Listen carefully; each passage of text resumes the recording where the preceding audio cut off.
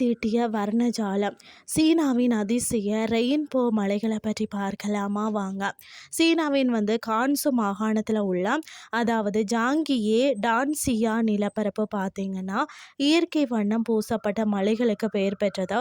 24 million ஆண்டுகளுக்கு மேலாக செவ்வாய் மணற்கல் மற்றது தாதுக்கள் படிந்து காற்று மற்றது மலையினால் செதுக்கப்பட்ட இந்த வண்ணமயமான மலைகள் ரெயின்போ மலைகள் என அழைக்கப்படுகிறது. இது பார்த்தீங்கன்னா 2009ஆம் ஆண்டில் யுனெஸ்கோ உலக பாரம்பரிய தலமாக பெயரிடப்பட்டது. நேஷனல் ஜியோகிராபிக் தேர்ந்தெடுத்த உலகின் முதல் 10 புவியியல் அதிசயங்களில் ஒன்றாகும். சுமார் 322 சதுர கிலோமீட்டர் அதாவது 124 சதுர மைல் பரப்பளவில் அமைந்துள்ள இந்த இடம்தான் சிவப்பு, மஞ்சள், ஆரஞ்சு, நீலம் மற்றது பச்சை போன்ற பல்வேறு நிறங்களில் இயற்கையாகவே அடுக்கடுக்கான பாறைகளில் காணப்படுகிறது. டெக்டோனிக் அசைவுகள், புவியியல் மாற்றங்கள் மற்றது பல மில்லியன் ஆண்டுகால அரிப்பு காரணமாக தான் இந்த வண்ணங்கள் உருவானது. ஜாங்கேவின் பார்த்தீங்கன்னா தென்மேற்கு பகுதியில் அமைந்துள்ள புத்தர் கோவில் பார்த்தீங்கன்னா ஆசியாவிலேயே மிகப்பெரிய மற்றது நன்கு பாதுகாக்கப்பட்ட சிலையாகும். இது 11ஆம் நூற்றாண்டு சேர்ந்தது. மரம் மற்றது களிமண்ணால் வடிவமைக்கப்பட்டு தங்கம் மற்றது பிற வண்ணங்களால் பூசப்பட்டுள்ளது. அதாவது பார்த்தீங்கன்னா புத்தரின் காதுகள் கூட 2 மீட்டர் நீளம் கொண்டவை. புத்தர் சிலைக்கு பின்னால் அவரது 10 சீடர்களின் சிலைகளும் குயிங் வம்ச காலத்து சுவர் ஓவியங்களும் இருக்கிறதா. கிறிஸ்துக்கு பின் பார்த்தீங்கன்னா 1098 தான் மேற்கு சியா வம்சத்தால் கட்டப்பட்ட இது 60,000 சதுர மீட்டர் பரப்பளவில் பரவியுள்ள ஒரு முக்கிய கலாச்சார தலமாகும். இந்த கோயில் வளாகத்தில் பார்த்தீங்கன்னா பிரம்மாண்டமான புத்தர் மண்டபம், 18 அரக்க துகள்கள் மற்றது சுவர்களில் வரையப்பட்ட மகாபாரதம் மற்றது சீன கதைகளின் ஓவியங்கள் இருக்கிறது.